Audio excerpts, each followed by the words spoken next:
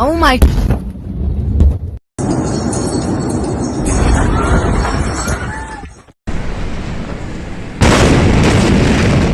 Lebanon की राजधानी Beirut में जिस शक्तिशाली धमाके में कम से कम 70 लोगों की जान गई और 4000 से ज़्यादा लोग घायल हो गए, उस धमाके के केंद्र में एक वेयर हाउस है।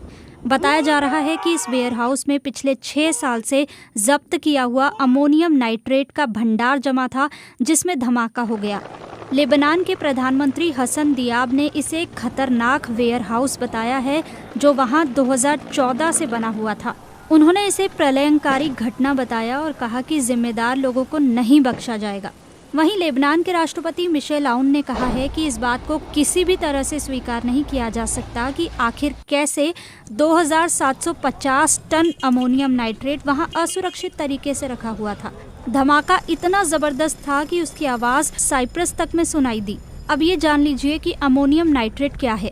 अमोनियम नाइट्रेट एक गंधहीन केमिकल पदार्थ है जिसका कई कामों में इस्तेमाल होता है, मगर सामान्यतः इसका सबसे ज़्यादा प्रयोग 2 कामों में होता है: खेती के लिए उर्वरक के तौर पर और निर्माण या खनन कार्यों में विस्फोटक के तौर पर। ये अत्यंत विस्फोटक केमिकल होता है। आग लगने पर इसमें धमाका होता है और उसके बाद खतरनाक गैस निकलने लगती है, जिसमें नाइट्रोजन ऑक्साइड और अमोनिया गैस शामिल है। चूँकि ये अत्यंत ज्वलनशील केमिकल होता है, इसलिए इसके रखरखाव के लिए कड़े नियम बने हैं।